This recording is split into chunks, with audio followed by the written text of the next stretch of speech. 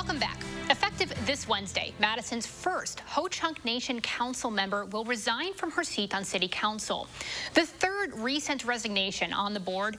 Outer Arvina Martin has held many hats during her 5 years on City Council. She's resigning to focus on a new role, helping recruit Democratic women for office. That's something we'll chat about in just a minute.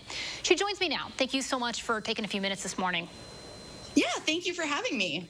So let's just start with looking back at your time on the council. Kind of what stands out as your biggest highlights, your biggest regrets, perhaps?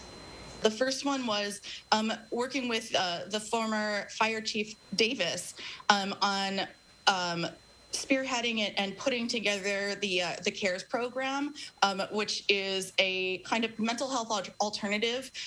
So if you need to call like a well person check or somebody's experiencing a mental health crisis, you can call, and in certain cases, 911 will triage this to mental health professionals as opposed to law enforcement.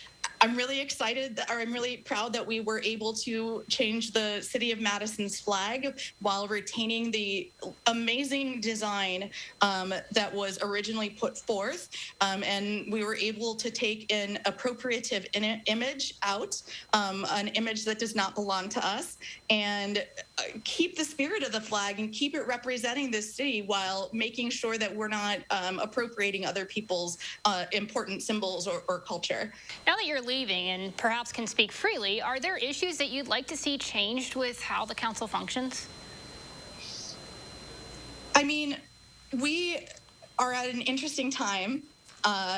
Historically, we're kind of coming out of a global pandemic, which has thrown all of us and kind of made us have to reinvent the wheel. The demands of the office have most certainly grown. I mean, even since in the 5-year span that I've been on council, it's really hard to provide the kind of service that I know that all of the alders who are serving want to be able to provide, because this is technically a part-time job. We're supposed to do this 20 hours a week.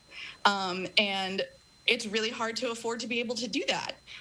And make sure that you are responding to constituent emails, making sure that you are present at sometimes conflicting meetings, making sure that you are able to be out in your community, and making sure that you're able to work on policy. In order for us to have a really solid council with people of different viewpoints and experiences, we really need to make this a full-time position, because alders are not being paid fair wages at all. I believe that last year, a salary was a little less than $15,000, and it's hard to support yourself when this is the thing that you're working on all the time, and trying to make things better for your neighbors and for our city, when you have to have other ways to support your own family.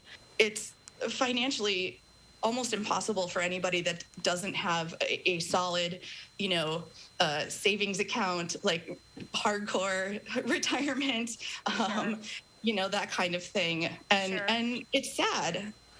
I think it's a common misconception that a lot of people have about not just, city council officials, county board officials, also state legislators. I think people would be quite shocked to find out just how low those salaries are. Unfortunately, I think that my net from the last year was 4 digits. 4 digits? Yeah. And that's for 20 hours a week, you said. And it's so easy to put in 60 hours a week in this job and not be done. Really briefly, talk about your new job. So your new role has to involves recruiting Democratic women for offices, public office. So what does that look like? Are you involved in any local state elections? Really quickly, what's that new job like?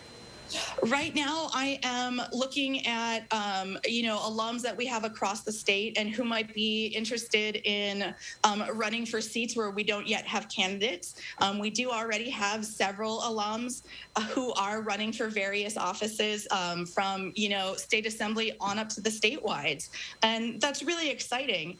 And just making sure and taking a look at places where maybe there are not Democratic candidates and working with somebody who lives there, who has the talent, has the skills, has the know-how, how to both run and for office and then work on policy and legislate. Absolutely. Arvina, thank you so much for taking a few minutes.